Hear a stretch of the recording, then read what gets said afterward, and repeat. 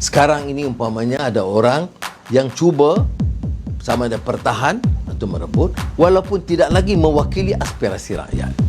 Tidak peduli, tak cukup, tak apa. Tetapi nak cari jalan pintas. Kerana politik itu bagi mereka ialah concert of the rich and the powerful.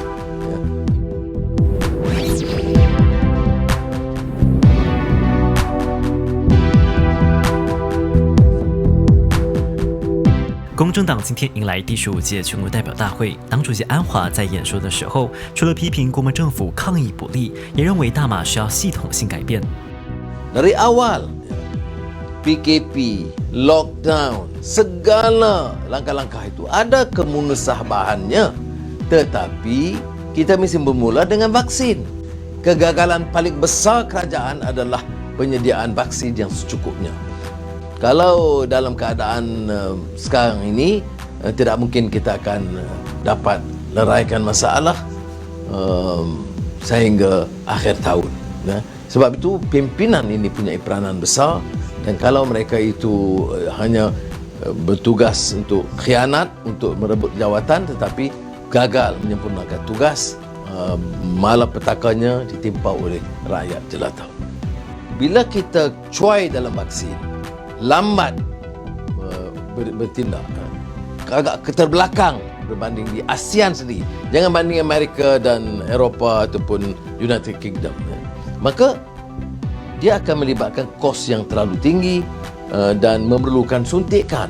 Bila kita ada PKP, orang tak boleh kerja, kemudian bantuan itu sedikit, ini orang lebih melarat hidup dia. Jadi itu yang kita tekankan, kerana pimpinan ini sudah tercabut, dia terpisah dari masalah dan derita rakyat. Jadi kemudian kita menjangka pakar ekonomi, kita kena faham ekonomi ini bukan dari menteri.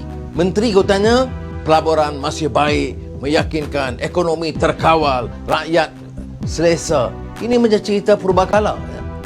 Pimpinan yang tidak faham masalah di bawah dan derita rakyat kerana hidup mereka selesa, allowance mereka tinggi, kerja mereka kurang.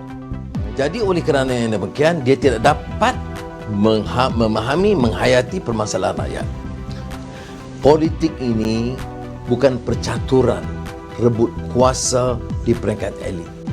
Sekarang ini umpamanya ada orang yang cuba sama ada pertahan atau merebut walaupun tidak lagi mewakili aspirasi rakyat. Tidak peduli, tak cukup, tak apa. Tetapi nak cari jalan pintas. Kerana politik itu bagi mereka ialah concert of the rich and the powerful. Kita tidak akan berganjak dari pandangan ini, bahawa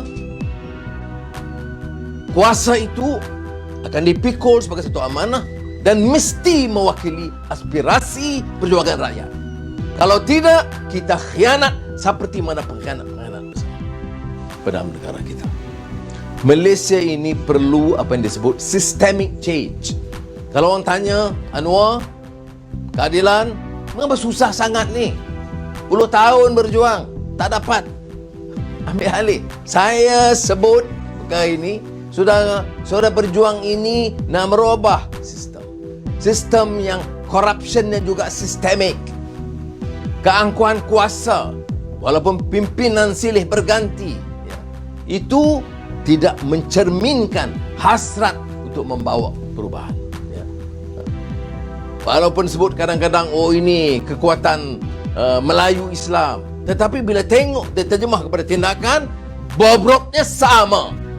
Oleh demikian, saudara, bukan laungan, bukan slogan, tetapi keikhlasan hati nurani mencernakan, menterjemahkan dalam pemikiran dan dalam bentuk amal.